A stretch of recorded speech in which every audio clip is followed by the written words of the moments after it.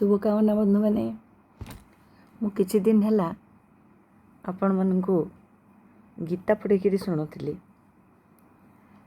गीता पुणी पढ़ी मझे मुझे सुंदरगढ़ रो नी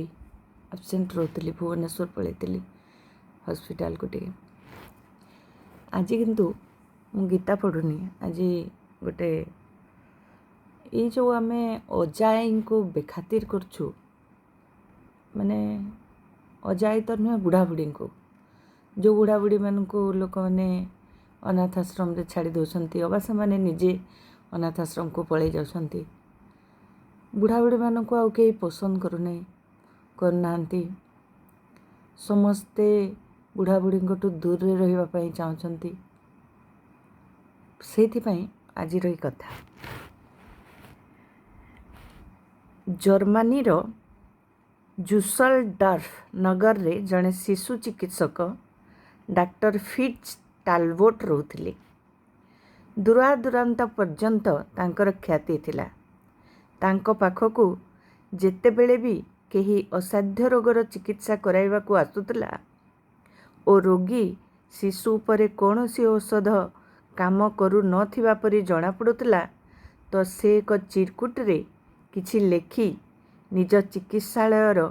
सबुठारु पुराणा नर्स को दे दौथिले नर्स से उपरे लेखा जाइथिबा निर्देश पालन करुथिला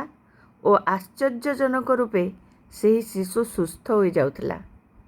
चिकित्सालयर अन्य चिकित्सकों मनरे सेही गुप्त औषध को जानिबार बड़ उत्सुकता थिला दिने जेतेबेले सेमाने नर्स को डॉक्टर टालबोटଙ୍କ लिखित चिरकुटी नहीं जाउथबार देखिले तो ता हाथरू से चिरकुट नहीं गले सेमाने से चिरकुटी को पढ़ी बड़ आश्चर्य हो गले कारण से कागज उपरे डॉक्टर टालबोट मात्र गोटे शब्द लिखिथिले जेजेमा यह पढ़ी चिकित्सक मानक उत्सुकता आहरी बढ़ीगला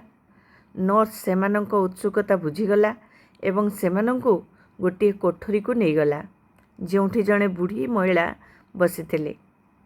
जो शिशु पाई डॉक्टर टालबोट से चिरकुटी लिखिथिले सेही बुढ़ी महिला से शिशु को निज कोଳରେ स्नेहरे जाकी धरी बसथिले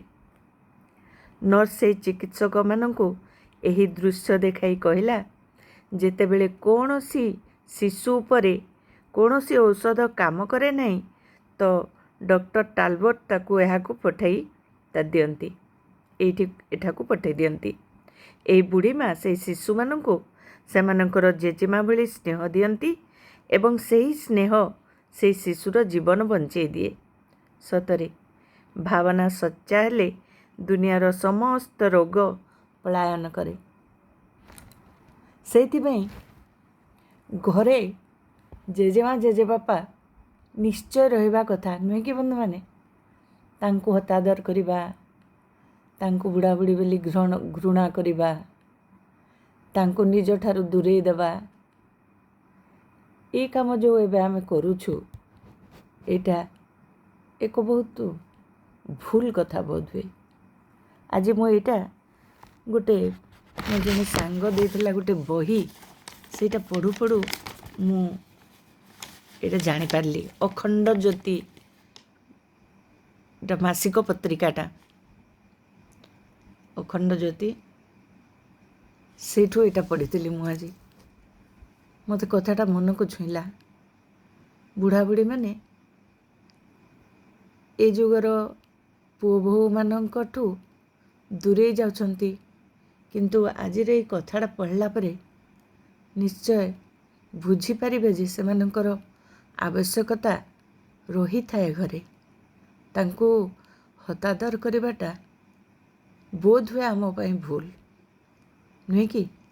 जदि आपण मानक कथाटा मन को छुई थाए ताहले निश्चय लाइक गोटे गोटे करिवे लाइक करले मु जानिबी जे केते जनक मन को ए कथाटा छुईला